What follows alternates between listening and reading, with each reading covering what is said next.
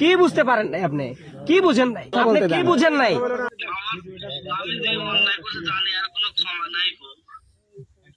ক্ষমা নাই তাহলে আপনি সেই কাজ কেন করলেন? ক্ষমা যদি না হয় আপনি নিজেই বুঝতেছেন, তাহলে এই কাজটা আপনি কেন করলেন?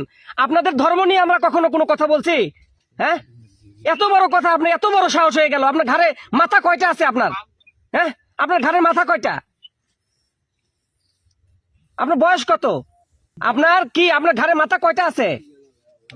এত বড় সাহস, এত বড় কলিজা হয়ে গেছে আপনার। আপনি এখন একটা ভিডিও করাবেন, আপনি মাপ চাইবেন সারা বিশ্বের মুসলমানদের কাছে, আপনি মাপ চাইবেন।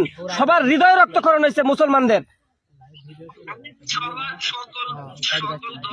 মুসলমান ভাই ও বোনের কাছে আমি হাত জোর করি। আপনি এখন যেভাবে বলতেছেন, আপনি আরেকটা ভিডিও তৈরি করবেন, ভিডিও তৈরি করে আপনার ফেসবুকে ছেড়ে দিবেন ওইভাবেই। দ্রুত দেন,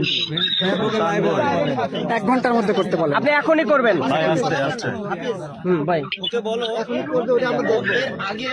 আপনি নাকি এর আগেও উল্টাপাল্টা অনেক কিছু বলছেন ইসলাম নিয়ে। এই সাহসগুলো আপনাকে কে দেয়? আপনি কি ভারত থেকে কোনো টাকা পয়সা নেন কিনা আপনি সেটা বলেন। আপনি কি কোনো সংস্থার সাথে জড়িত? ইসকনের সাথে জড়িত? আপনি সত্যি করে বলেন, আপনি ইসকনকে কোনো টাকা দেয় কিনা আপনাকে?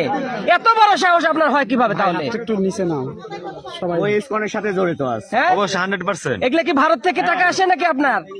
তাহলে আপনি এর আগেও আমার আপনার ফ্রেন্ড লিস্টে যারা আছে তারা বলতেছে যে আপনি এর আগেও নাকি অনেক উল্টাপাল্টা কথা বলছেন। কেন? অসুবিধা কি আপনার? আপনার ধর্ম নিয়ে কি আমাদের কোনো সমস্যা আছে? হ্যাঁ, আপনার ধর্ম নিয়ে কি আমাদের, তাহলে আপনার কেন সমস্যা? আপনার সমস্যা কি? আমরা কি কখনো কিছু বলতে গেছি আপনাকে? আপনার ধর্ম নিয়ে আপনারা যে পূজা করেন, এত কিছু করেন, আমরা কি কিছু বলি? আপনার ধর্ম, আমার ইসলাম ধর্ম আমাকে শিক্ষা দিয়েছে যার যার ধর্ম শেষে পালন করবে। তাহলে আমার ধর্ম নিয়ে আপনার মাথা ব্যথা কেন? আপনি পরে কথা বলেন, এখানে আপনার বাবা মা আছে, তারা কান্নাকাটি করতেছে।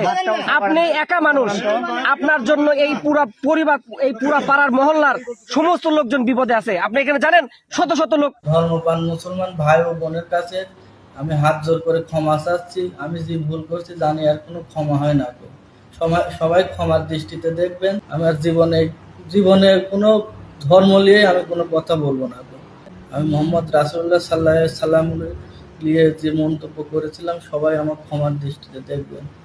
সবার কাছে আমি হাত জোর করে ক্ষমা চাচ্ছি। সবাই আমার ক্ষমার নজরে দেখবেন, মাফ করে দেবেন।